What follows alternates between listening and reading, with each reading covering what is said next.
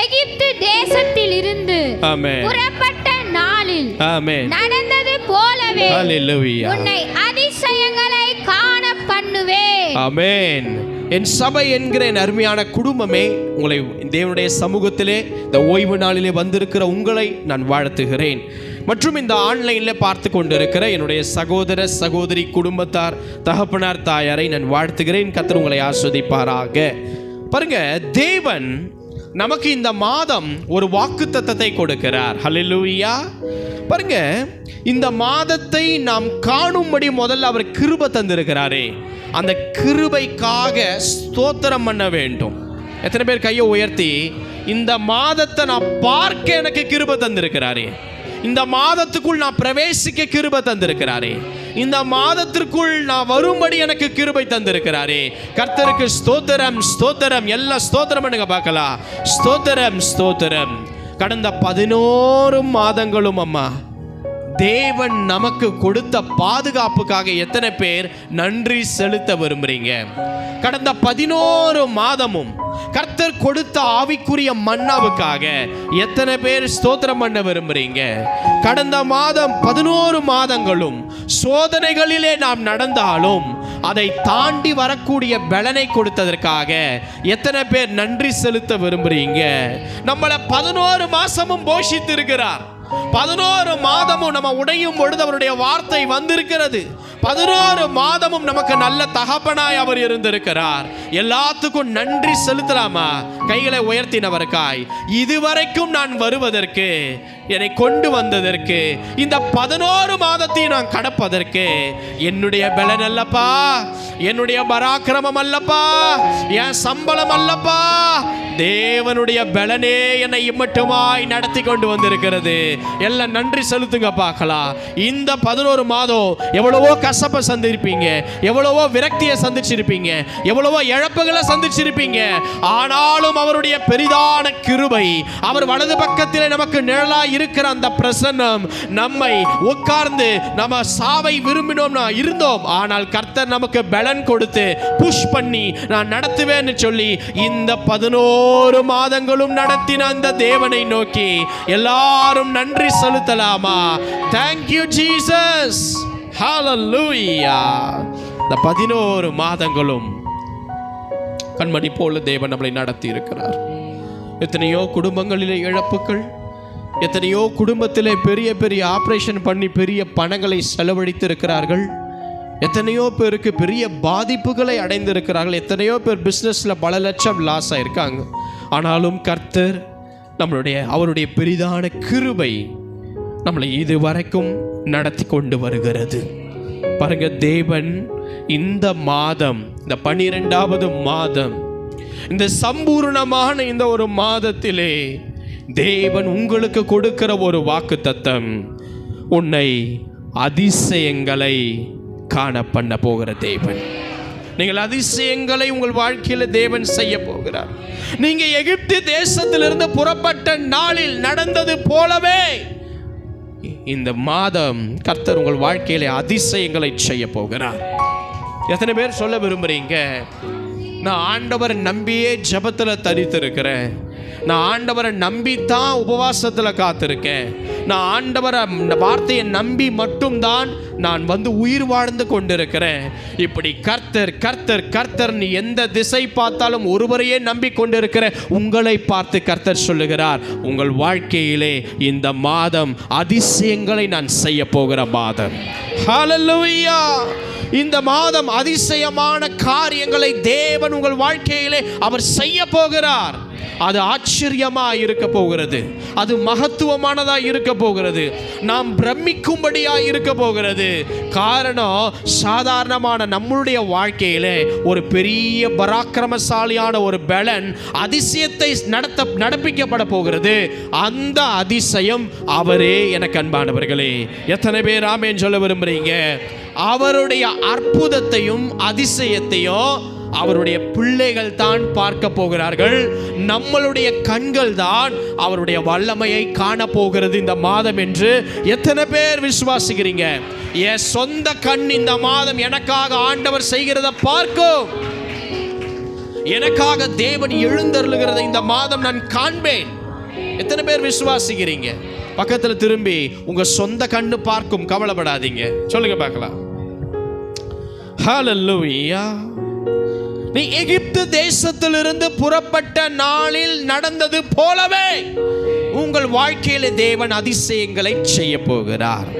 இன்னைக்கு ஒருவேளை சோர்ந்து போய் சோகமாக நான் என்ன பண்ண போறேன் இந்த 12வது மாதம்னு தலை மேல கையை வைத்துக்கிட்டு நீங்கள் ஓரமாய் அழுது கொண்டிருக்கிற ஒரு நிலைமையிலே நீங்கள் இருந்தீர்கள் என்றால் தேவன் சொல்லுகிறார், மகளே மகனே கவலைப்படாதே, நான் அதிசயமான ஒரு காரியத்தை உனக்காக இந்த மாதம் செய்து முடிப்பேன் என்பதை கர்த்தர் வாக்கு கொடுக்கிறார். ஹல்லேலூயா. அவர் எப்படிப்பட்ட தேவன் என கண்பானவர்களே. ஹல்லேலூயா. அவர் எப்படிப்பட்ட ஒரு பெரிய தேவன். அவர் சர்வ வல்லமை உள்ள கர்த்தர். அவரால் முடியாத காரியம் இந்த உலகத்திலே ஒன்றும் கிடையாது. நம்மை இந்த 11 மாதங்களிலும் இருளில் நடப்பதற்கு அவர் அனுமதித்தார், உண்மை. இந்த 11 மாதங்களும் கண்ணீர் விடும்படி சில காரியங்களை தேவன் அனுமதித்தார், உண்மை. சில பிரிவுகளை அனுமதித்தார், உண்மை. ஆனால் இந்த சம்பூர்ணமான மாதத்திலே தேவன் நம் குடும்பத்துக்காய், நம்மளுடைய தொழிலுக்காய், உங்களுடைய பிசினஸ்க்காய், உங்கள் ஊழியத்திற்காய், உங்களுடைய குடும்பத்திலே ஒரு அதிசயத்தை தேவன் கட்டளையிட போகிறார். எத்தனை பேர் விசுவாசிக்கிறீங்களோ ஆமென்னு சொல்லி தலைக்கு மேலே பலமாய் கரம் தட்டினவர்களாய். ஹல்லேலூயா.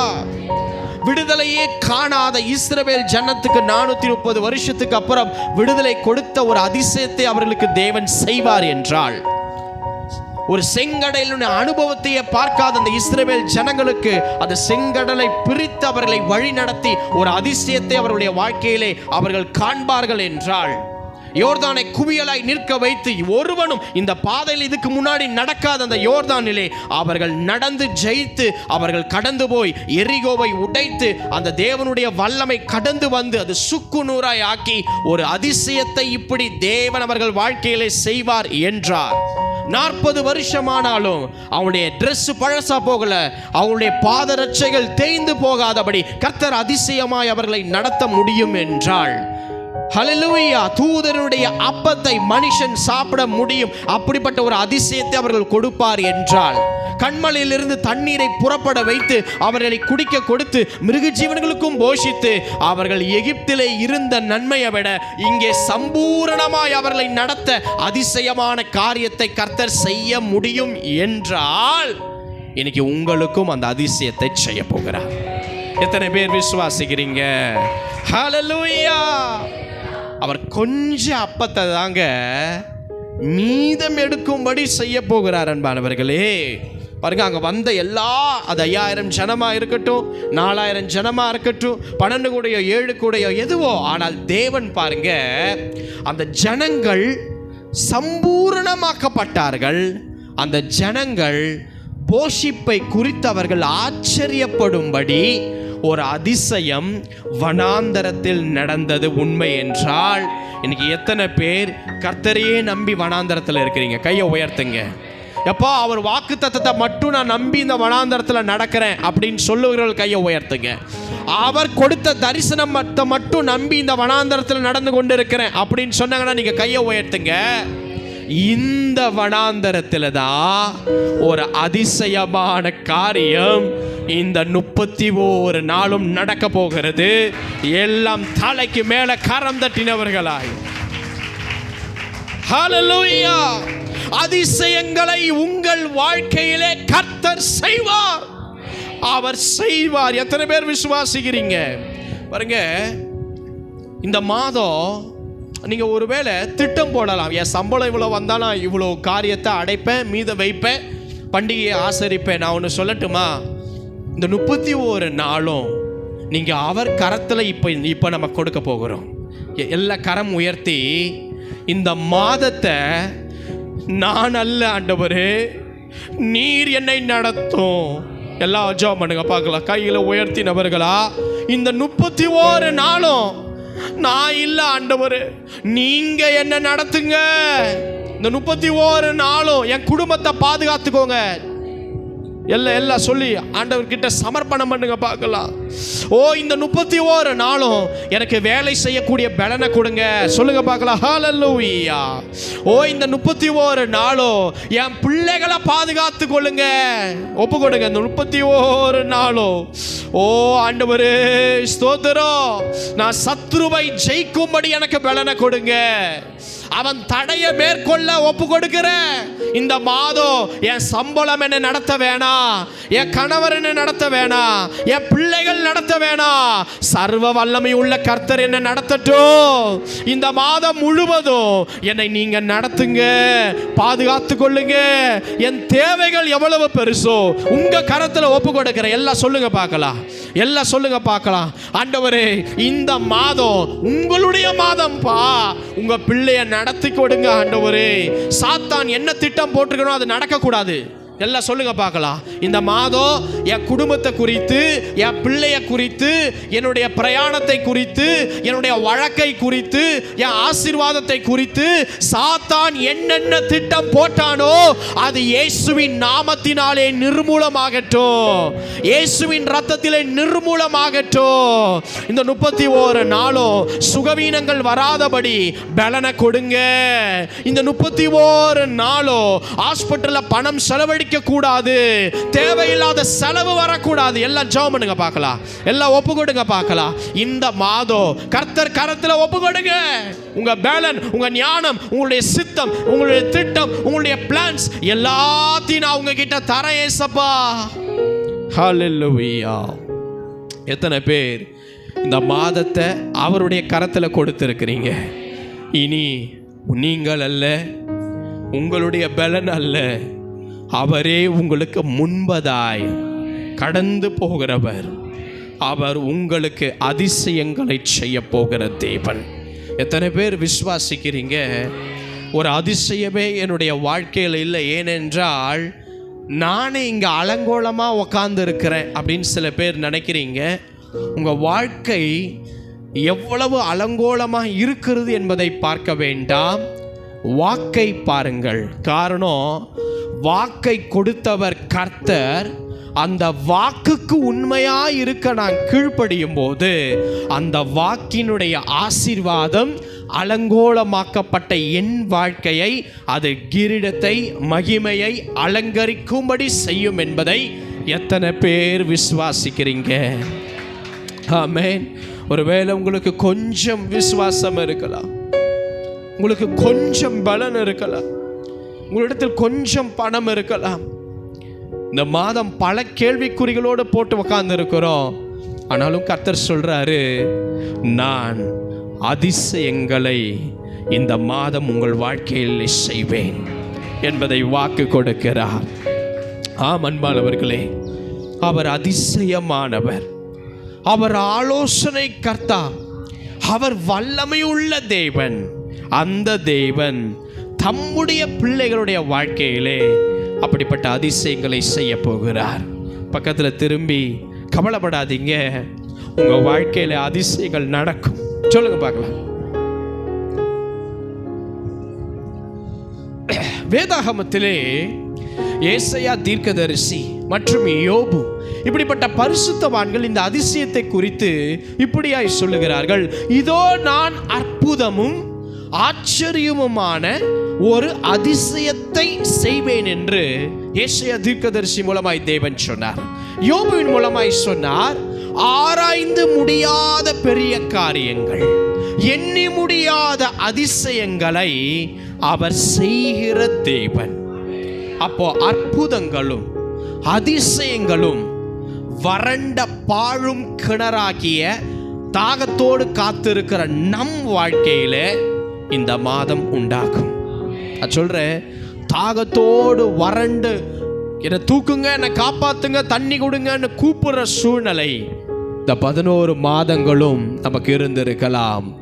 கர்த்தர் நம்முடைய தாகத்தை தீர்ப்பார், நம்முடைய வறண்டதை அதை சீர்படுத்தி நம்மை ஆசீர்வாதமாய் மாற்றுவார். நம்மை தேவன் ஆசீர்வதிக்கிறதுனாலே நம்மளுடைய சொந்த கண்கள் அவருடைய அற்புதத்தை காணப்போகிறது என்பதை நான் விசுவாசிக்கிறேன். நீங்கள் விசுவாசிக்கிறீர்களா? ஹல்லேலூயா, ஹல்லேலூயா. பாருங்க, ஒரு வசனத்தை நாம் வாசிக்க போகிறோம். நியாயாதிபதிகள் புஸ்தகம் 13ஆம் அதிகாரம் 18. நியாயாதிபதிகள் 13:18. அதற்கு கர்த்தருடைய தூதனானவர், என் நாமம் என்ன என்று நீ கேட்க வேண்டியது என்ன? திரும்பி வாசிங்க. அதற்கு கர்த்தருடைய தூதனானவர், என் நாமம் என்ன என்று நீ கேட்க வேண்டியது என்ன? அது அதிசயம் என்றார். என கண்பானவர்களே, நீங்கள் வேதாகமத்தை கீழே வைத்துக் கொள்ளுங்கள், கவனியுங்கள். பாருங்க,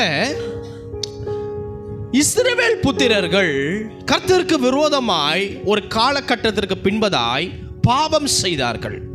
அப்போ தேவன் இந்த இஸ்ரவேல் ஜனங்களை பெலிஸ்தியர் என்கிற அவருடைய கையிலே, ராஜாவின் கையிலே 40 வருஷம் ஒப்பு கொடுத்து விட்டார்.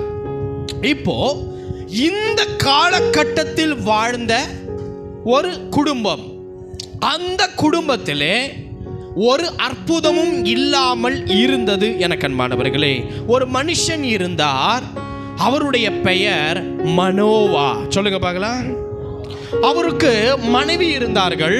அந்த மனைவி பிள்ளை பெறாத மலடியாய் இருந்தாள். பாருங்க, 40 வருஷம் பெலிஸ்தியர் கையில இஸ்ரவேல் ஜனங்க அடிமையா இருக்கிறாங்க. ஒரு அற்புதம் இல்ல, அதிசயம் இல்ல. அவங்க தேசத்திலே அவர்களை அடிமைப்படுத்தி வைத்திருக்கிறாங்க. ஆனாலும் இந்த குடும்பம் ஜெபிக்கிற குடும்பமாய் காணப்பட்டது. இந்த குடும்பம் அடிமைத்தனத்திலும் கர்த்தரை நோக்கி பார்க்கிற குடும்பமாய் காணப்பட்டது. நல்ல கவனிங்க. மனோவா என்கிற ஒரு தேவ மனுஷன் இருந்தார். அவர்களுடைய மனைவி இப்படியாய் அந்த மலடியாய் அவள் காணப்பட்டாள் என்று வேதம் சொல்லுகிறது. ஒரு நாள் கர்த்தருடைய தூதனானவர் இந்த மலடியாய் இருந்த மனோவாவினுடைய மனைவியை இந்த தேவ தூதன் சந்தித்து அவர் சொல்லுகிறார், இதோ பிள்ளை பெறாத மலடியானவளே, நீ கர்ப்பம் தரித்து நீ ஒரு குமாரனை பெறுவாய். ஆனா அதனால நீ திராட்சரசத்தை குடிக்காத, மதுபானத்தை குடிக்காத, தீட்டான ஒன்றையும் புசிக்காத என்று சொல்லி இந்த கட்டளைகளுக்கு நீ எச்சரிக்கையாயிருன்னு சொல்லி தேவ தூதன் தேவ சமூகத்திலிருந்து ஒரு செய்தியை கொண்டு வந்து மனோவாவினுடைய மனைவிக்கு, மலடியா இருந்தவளுக்கு அந்த தேவதூதன் அறிவிக்கிறார். நல்லா கவனிங்க. நீ ஒரு குமாரனை பெறுவாய். அவன் தலையின் மேல் சவரன் கத்தி படக்கூடாது. அவன் தேவனுக்கென்று அபிஷேகம் பண்ணப்பட்டவனாய், ஒரு நசரேயனாய், ஒரு பிரித்தெடுக்கப்பட்டவனாய், ஒரு பெரிய இரட்சகனாய் நான் ஒரு திட்டத்தை வைத்திருக்கிறேன். எனவே அப்படிப்பட்ட ஒரு மகன் உனக்கு பிறக்க போகிறான். அதனால் இஸ்ரவேலை இந்த அடிமைத்தனத்தில் இருந்து, இந்த பெலிஸ்தியர் கையில் இருந்து ரட்சிக்கும்படி ஒரு இரட்சகனை நான் உனக்கு கொடுக்க போகிறேன். எனவே இந்த கட்டளைகளை மாத்திரம் நீங்க கரெக்டா கடைபிடிங்கன்னு சொல்லி இந்த தேவ தூதனானவர் தேவ சமூகத்தில் இருந்து கடந்து வந்து அந்த தேவன் சொன்ன அந்த செய்தியினுடைய மெசேஜை அந்த மனோவாவினுடைய மனைவிக்கு அறிவிக்கிறார். நல்லா கவனிங்க. இந்த தேவ தூதன் வந்து சந்திக்கிற இந்த அனுபவம் இந்த அம்மாவுக்கு கிடைக்கிறது. ஆனால் அவருடைய புருஷனாகி இந்த மனோவாவுக்கு அங்கே அவர்கள் இல்லை. உடனே இப்படியாய் இவங்க நினைச்சுக்கிட்டாங்க, ஒரு தேவனுடைய மனுஷன் வந்து சொல்லுகிறதாய். அது ஒரு தேவ மனுஷன் வந்து சந்திச்சு சொன்னார், சில ஆலோசனைகளை கொடுத்தார், ஒரு குமாரனை பெறுவான்னு சொல்லி ஓடி போய் மனோவா கிட்ட போய் நடந்த விஷயத்தை அவங்க சொல்றாங்க. இது 2 பேருக்கும் ரொம்ப ஆச்சரியம், ரொம்ப பிரமிப்பு. ஆஹா, இப்படிப்பட்ட ஒரு வார்த்தைய தேவனுடைய மனுஷன் தேவனுடைய வார்த்தையை கொண்டு வந்து சொல்லி இருக்கிறாரே, எப்பேற்பட்ட அதிசயம் இது நடந்தா அப்படின்னு சொல்லி அவர்கள் அந்த வார்த்தையை விசுவாசிக்க ஆரம்பித்து அடுத்து ஜெபத்திலே அவர்கள் இன்னும் உறுதியாய் ஆனார்கள். அன்பானவர்களே, மனோவா என்ன செய்கிறார் என்றால் கர்த்தரை நோக்கி ஜெபிக்கிறார். ஒரு அடையாளத்தை கேட்கிறார். என்ன தெரியுமா?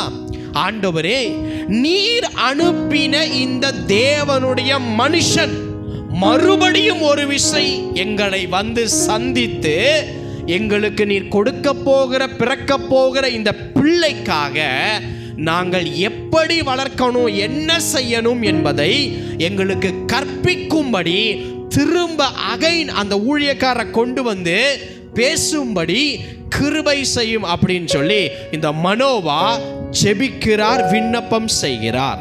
பாருங்க, வேதம் அழகாய் சொல்லுகிறது, தேவன் மனோவாவின் ஜெபத்திற்கு செவி கொடுத்தார். எத்தனை பேர் ஆமென் சொல்றீங்க? பாருங்க, இன்னொரு நாள் அந்த மனோவாவினுடைய மனைவி வயல்வெளியிலே ஒரு வேலை செய்து கொண்டிருக்கிற அதே சமயத்திலே எந்த தேவதூதன் வந்து சொன்னாரோ அதே தேவதூதன் திரும்பவுமாய் அந்த ஸ்திரீயை சந்தித்து அப்படியாய் வார்த்தைகளை சொன்னார். அன்பானவர்களே, அப்ப பாருங்க, இப்பையும் இந்த வயல்வெளியிலே அவங்களுடைய புருஷனாகிய மனோவா அவங்களோடு இல்லை. உடனே இந்த அம்மா சீக்கிரமா ஓடி போய், என்னங்க சீக்கிரம் வாங்க, அன்னைக்கு வந்த தேவ மனுஷன் சொன்னாரே அதே தேவ மனுஷன் திரும்ப வந்திருக்கிறாருங்க, வாங்க வாங்கன்னும் போது இந்த அம்மாவும் அந்த மனோவாவும் வயல்வெளியில ஓடுறாங்க. ஓடி போனா அந்த தேவ தூதன் தேவ மனுஷன் சாயலாய் அங்கே வந்து நிற்கிறார். எனக்கு அன்பானவர்களே, அப்போ இந்த மனோவா ஒரு கேள்வி கேட்கிறார், நீர்தானா அப்படின்னு ஒரு கேள்வி கேட்கிறார். அதுக்கு அந்த தேவதூதன் சொல்லுகிறார், ஆமாம் அவர் நான் தான் என்று அவர் சொல்லுகிறார். எனக்கு அன்பானவர்களே, அப்போ இந்த மனோவா கேட்கிறார், நீர் சொன்ன இந்த காரியம் நிறைவேறுவதன் போது நான் எப்படி இந்த பிள்ளைய வளர்க்க வேண்டும், நான் எப்படி இந்த பிள்ளைய நடத்த வேண்டும் என்கிற ஒரு ஆலோசனையை இந்த மனோவா அந்த தேவ தூதரிடம் கேட்கிறார். நல்லா புரிந்துக்கோங்க, இன்னமும் அவருக்கு புரியவில்லை அவர் தேவ தூதன் என்பதை இவர்கள் அறியாதிருந்தார்கள். பாருங்க, திரும்பவும் இந்த தேவதூதன் இந்த மனோவாவிடம் பார்த்து அதே கட்டளைகளை சொல்லுகிறார்.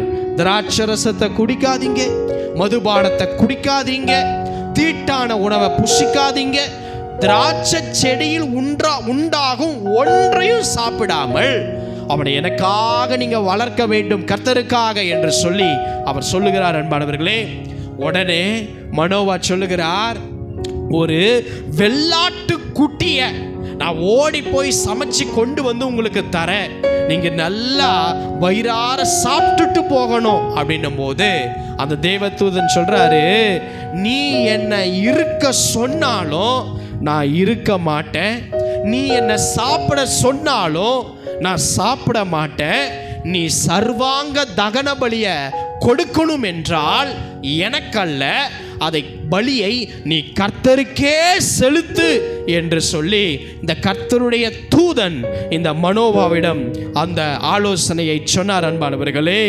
அப்போதான் இப்ப நாம் பார்த்த இந்த வசனத்தை மனோவா கேட்கிறார், உம்மை கனம் பண்ணும்படி, உங்களை ஹானர் பண்ணும்படி உங்க நாமம் என்ன?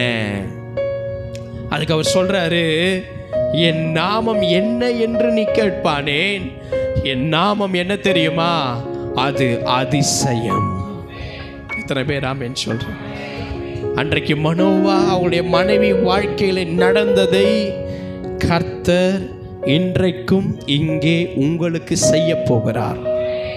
நல்லா கவனிங்க, அந்த வெள்ளாட்டு கடாவை அப்படியான போஜன பலியை அவர்கள் கொண்டு வந்து கண்மலை மேல் ஏறி கர்த்தருக்காக அவர்கள் பலி செலுத்தும் பொழுது வேதம் சொல்லுகிறது, அங்கே ஒரு அதிசயம் நடந்ததாம். என்னவென்றால், அந்த அக்கினி ஜுவாலை அந்த பலிபீடத்தில் அந்த புகை எழும்பும் பொழுது எந்த தேவதூதன் 2 முறை சொன்னாரோ அதே தேவதூதனானவர் அந்த அக்கினி ஜுவாலையின் புகையிலிருந்து அவர் எழும்பி பரலோகத்துக்கு போகிற இந்த காட்சியை மனோவாவும் அவனுடைய மனைவியும் கண்டு, ஐயோ நான் சாகவே சாவோம், நாம் தேவனை கண்டோம் என்று மனோவா புலம்பி அப்படியே சாஷ்டாங்கமாய் கர்த்தருடைய சமூகத்தில் விழுகிறதை போல அந்த பலிக்கு முன்பதாய் 2 பேரும் கீழே முகங்குப்புற விழுந்து கர்த்தரை உயர்த்தினார்கள். அன்பானவர்களே, ஆமாம், அதிசயம் அன்றைக்கே நடந்தது. 2 பேரும் பிரமிக்கத்தக்க ஒரு அதிசயம். அநேக வருஷமாய் அவர்களுக்கு ஒரு குழந்தை பாக்கியம் இல்லாத அவர்களுக்கு கர்த்தர் ஒரு அழகான ஆண் பிள்ளையை, ஒரு பெரிய இரட்சகனை அவர்களுக்காக தேவன் கொடுத்தார். ஹல்லேலூயா! தேவன் அவர்களுக்கு அதிசயமான காரியத்தை செய்தார். மலடி என்று பெயர் பெற்ற அந்த அம்மாவுடைய பெயரை அதிசயம் உண்டாகும் என்று மாற்றும்படி ஒரு பெரிய அற்புதம் அவர்கள் வாழ்க்கையிலே நடந்தது போல, அன்றைக்கு தேவ தூதனானவர் அவர்களை வந்து சந்தித்ததை போல இன்றைக்கும் கர்த்தருடைய ஊழியக்காரனாய் உங்களுக்கு முன்பதாக நின்று கர்த்தரை மாத்திரமே உயர்த்தி அவர் உங்களுக்கு சொன்ன வார்த்தையை மாத்திரம் நான் சொல்லுகிறேன். உங்கள் வாழ்க்கையிலே அதிசயங்கள் உண்டாக போகிறது, அதிசயங்கள் நடக்க போகிறது.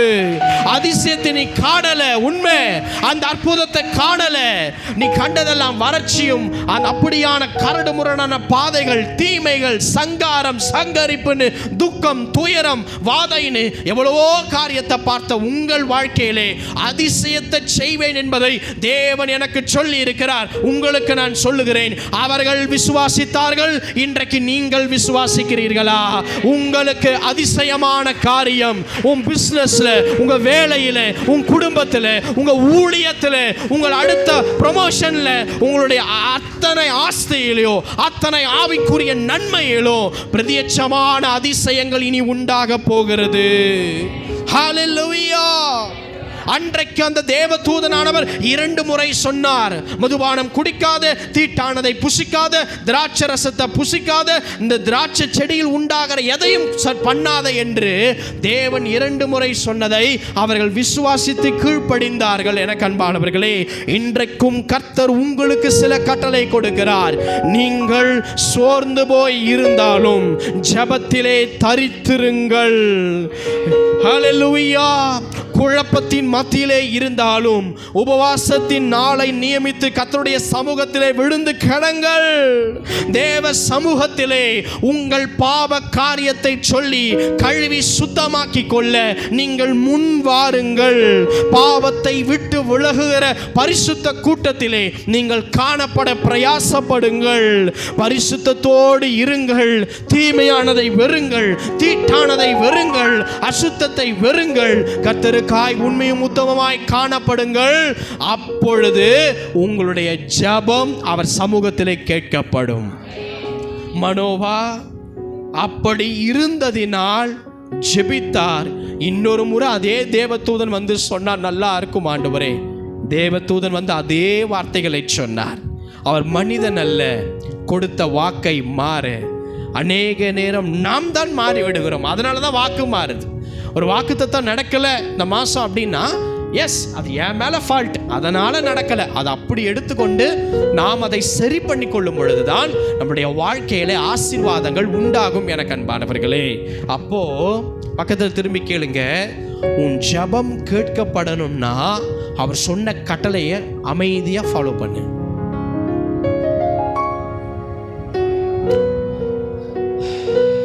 ஹல்லேலூயா! அவருடைய நாமம் என்ன?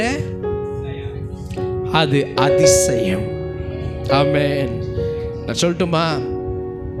வெள்ளாட்டு கடாவை சில பலிகளை கொண்டு வந்து சர்வாக தகன பலியை அவர்கள் கர்த்தருக்காக அந்த கண்மலையின் மேல் செலுத்தும் பொழுது அக்கினி ஜுவாலையில ஏறி போய் கர்த்தர் அந்த பலியை அங்கீகரித்ததை போல உங்கள் பலியை கர்த்தர் இந்த மாதம் அங்கீகரிப்பார்.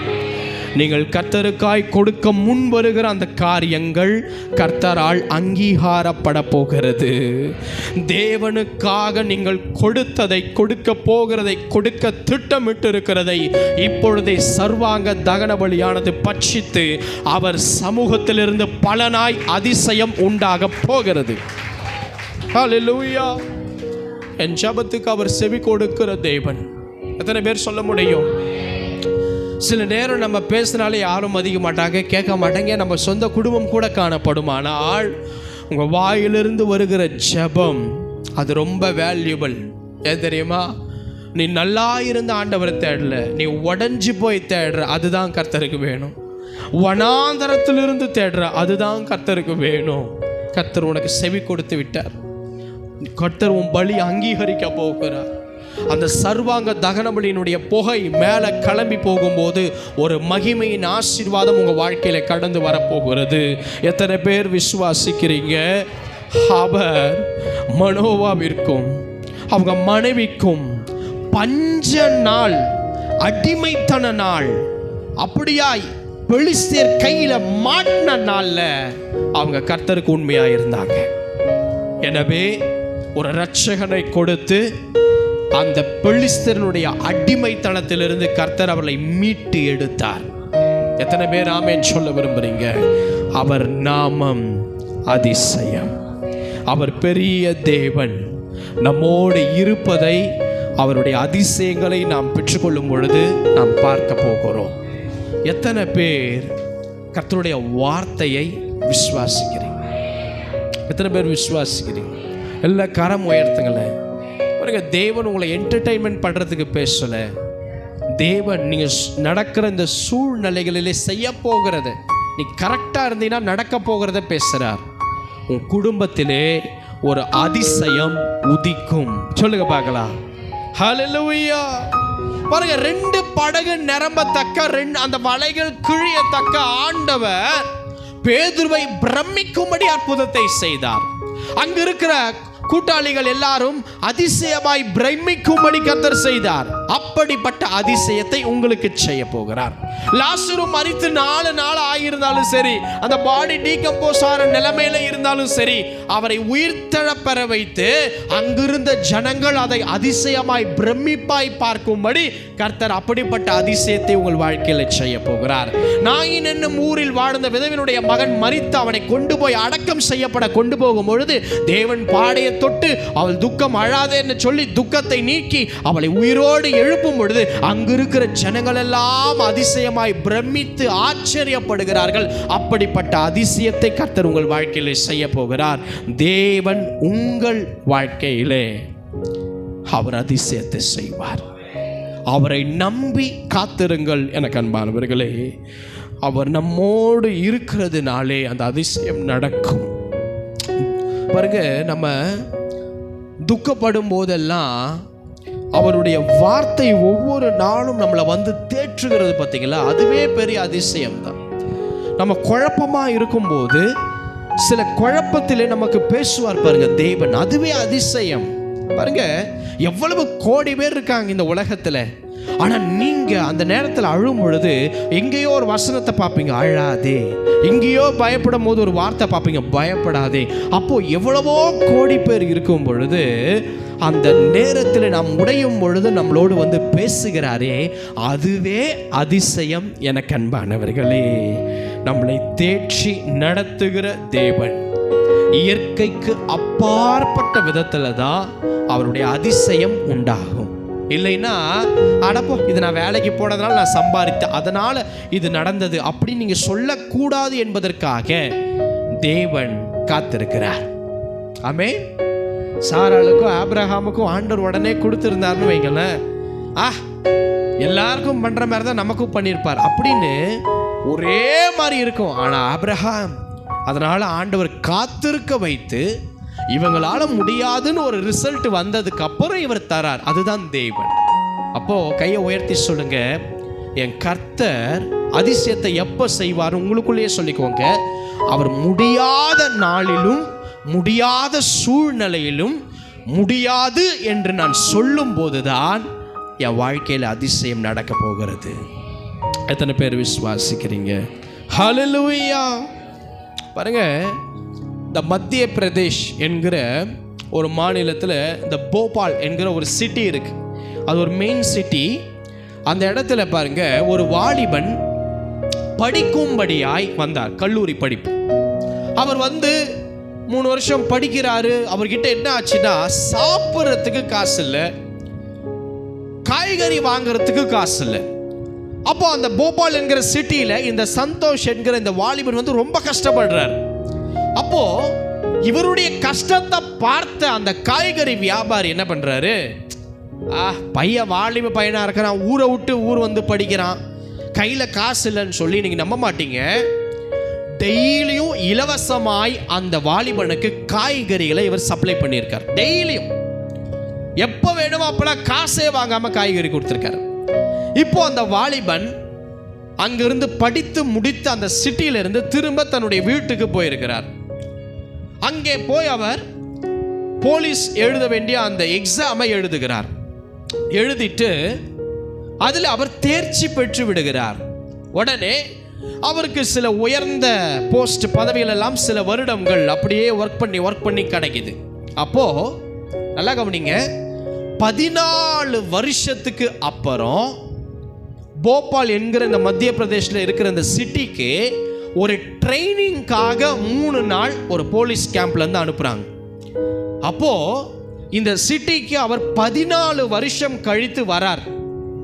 இவருக்கு வரும்போதெல்லாம் இவருடைய சிந்தனையில் என்னன்னா, நான் ஒண்ணுமே இல்லாத போது ஒரு மனுஷன் எனக்கு காய்கறி எல்லாம் கொடுத்து உதவினாரே, அவரை எப்படியாவது சந்திக்கணும், நான் போய் நின்னா அவர் எப்படி ரியாக்ட் பண்ணுவார். 14 வருஷம் ஆயிருச்சு.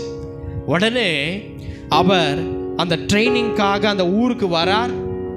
அந்த ஊருக்கு வரும் பொழுது அவர் டிஎஸ்பியாக அவர் உயர்த்தப்பட்டிருக்கிறார்.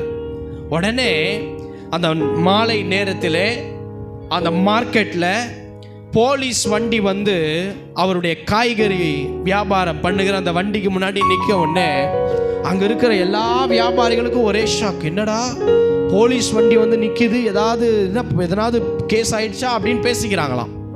அப்போ உள்ள இருந்து இறங்கி வராரு. அவருக்கு சரியா தெரியல. அங்க இருந்த நபருக்கு கிட்ட போய் பார்க்கும் பொழுது அவருக்கு புரிய வருகிறது, நான் ஒரு நாளும் காசு வாங்காம வாலிப மகன் கஷ்டப்படுகிறான் படிக்கிறான்னு சொல்லி இலவசமாய் கொடுத்தேனே, அது நீதானாப்பா, இன்னைக்கு டிஎஸ்பியா உயர்ந்து இருக்கிறியாப்பா அப்படின்னு சொல்லி இருவரும் கட்டி அணைத்து முத்தமிட்டு கொண்டார்கள். என அன்பானவர்களே, 14 வருஷத்துக்கு அப்புறம் அவர் நன்றி மறக்காமல் அவர் கடந்து வந்து ஸ்வீட் பாக்ஸை கொடுத்து பணங்களை கொடுத்து அவர் ஏழை வியாபாரியை அந்த மனுஷன் கனப்படுத்தினான். நம்முடைய வாழ்க்கையிலும் கர்த்தர் செய்கிற அதிசயங்களை இந்த மூளை ஒரு நாளும் மறக்க கூடாது. எத்தனை பேர் சொல்ல விரும்புறீங்க? கர்த்தர் நம்மளை நடத்தி வந்த பாதைகள் ஒரு நாளும் நம்முடைய சிந்தையை விட்டு வெளியே போயிடவே கூடாது. அல்லேலூயா. பாருங்க, அந்த மனிதன் உதவி செய்தவர்களை தேடி சென்று 14 வருஷத்துக்கு அப்புறம் கனப்படுத்த முடியும் என்றால், இன்னைக்கு சர்வ வல்லமை உள்ள கர்த்தர் இத்தனை ஆண்டுகளும் நம்மளை பரிசுத்தமாய் நம்மளை கழுவி சுத்தம் பண்ணி நடத்தி கொண்டிருக்கிற இந்த ஒரே ஒரு தேவன், அவர் கடந்து வந்து கட்டி அணைத்து முத்தமிட்டு உன்னை கனப்படுத்த போகிறது தான் இந்த அதிசயம் என்கிற ஒரு ஆசீர்வாதம். ஹல்லேலூயா. இந்த 11 மாசத்துக்கும் நீங்க விட்ட கண்ணீருக்கு இந்த மாசம் பலன்கள் உண்டாக போகுது, பிரதிபலன் உண்டாக போகுது. நீங்கள் விதைத்ததற்கு பலன், கண்ணீர் சிந்தினதுக்கு பலன், உபவாசம் போட்டதுக்கு பலன், அவமானப்பட்டதுக்கு பலன், கர்த்தருக்குள் இருந்து இழந்த அத்தனை தியாகங்களுக்கும் இந்த மாதம் கர்த்தர் அதிசயமாய் காரியங்களை முடிய செய்ய போகிறார். எத்தனை பேர் விசுவாசிக்கிறீங்க? ஹல்லேலூயா. ஒரே ஒரு வசனத்தை வாசித்து நாம் முடிக்கலாம். சங்கீதத்தின் புஸ்தகம் 119 அதிகாரம் 18. உமது வேதத்தில் உள்ள அதிசயங்களை நான் பார்க்கும்படிக்கு என் கண்களை திறந்தருளும்.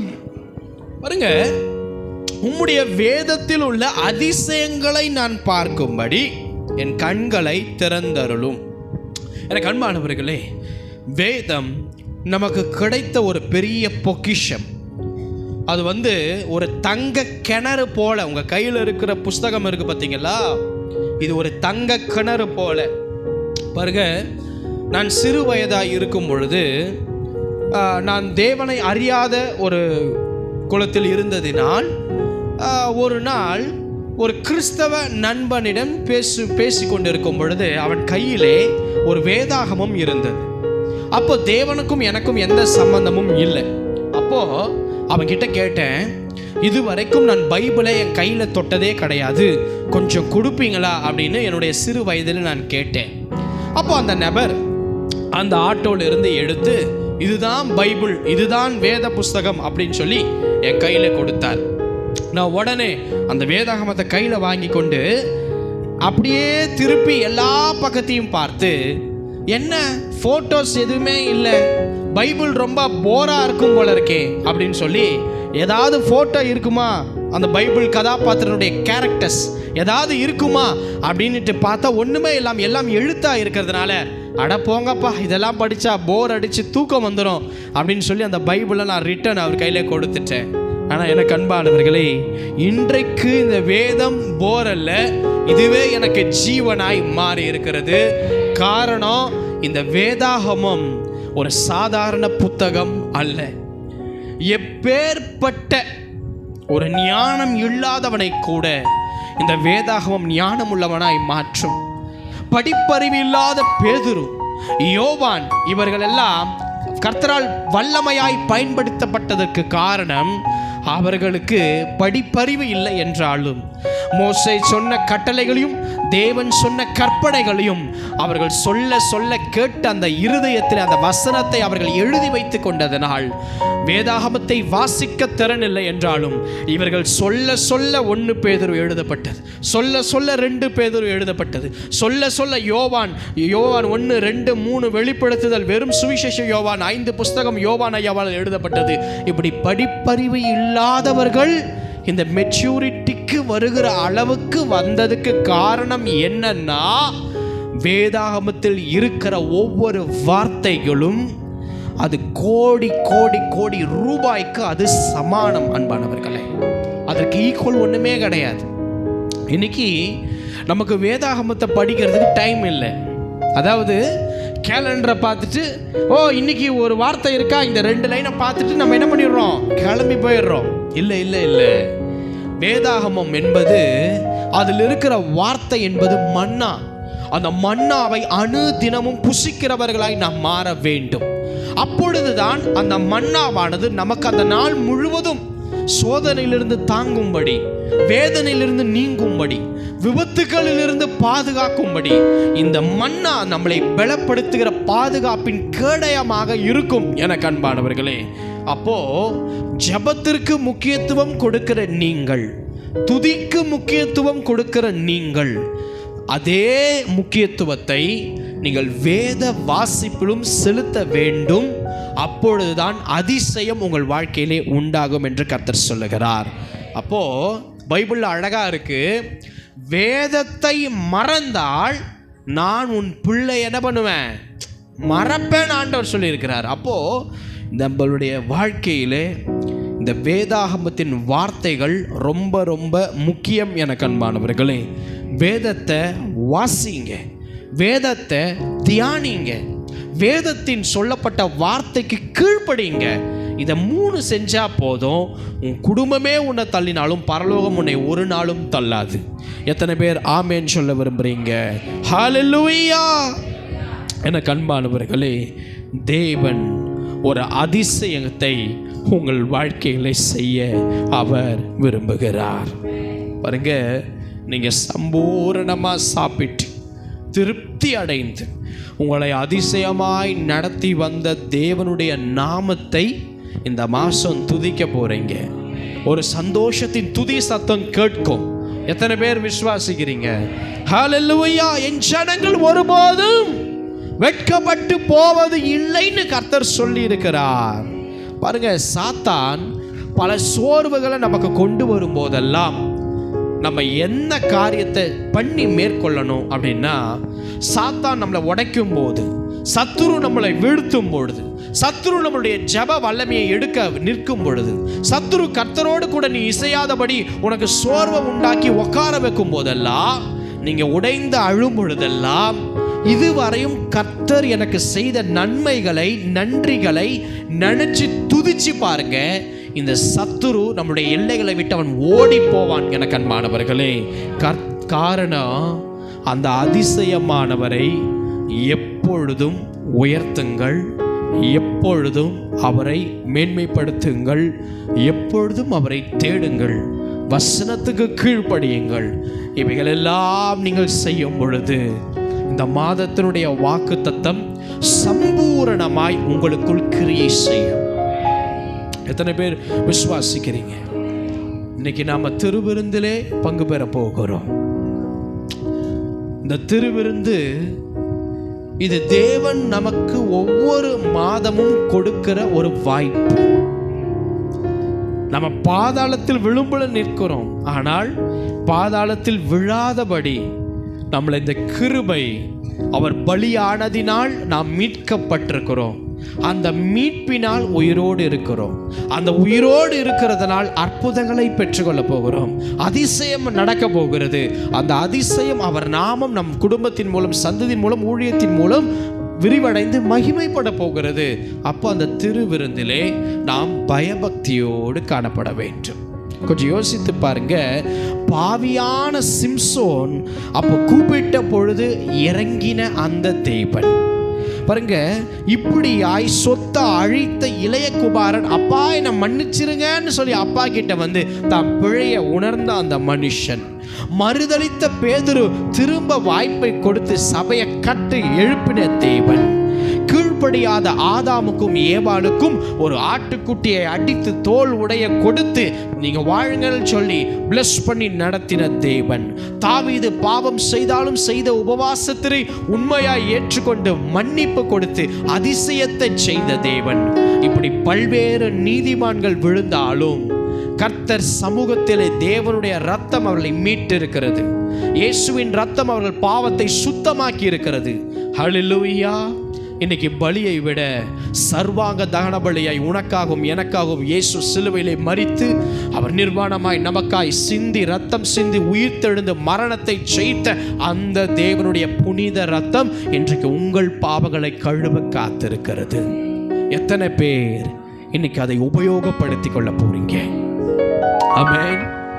சிம்சோனுக்கு கொடுத்த கட்டளையை நினைவு கூறுங்கள். மனோபாவுக்கு சொன்ன கட்டளையை நினைவு கூறுங்கள். அதை நீங்களும் செய்யும் பொழுது இந்த திருவிருந்தை பயபக்தியோடு எடுங்கள். பாவத்தை அறிக்கை செய்து எடுங்கள். தீட்டானதை தொடமாட்டேன்னு எடுங்க. தீட்டான வார்த்தையை இனிய வாயிலிருந்து பேச மாட்டேன்னு எடுங்க. தீட்டான சுபாவம் எனக்குள்ள இருக்காது, நான் மாற்றிக்கொள்ளுகிறேன் அப்படின்னு எடுங்க. பரிசுத்தமா வாழ ஒப்பு கொடுங்க அன்பானவர்களே. இப்படி செய்யும் பொழுது இந்த திருவிருந்து உங்களுக்கு சாபமாய் அல்ல, உங்களை மீட்கும் அதிசயமாய் அது மாறும்.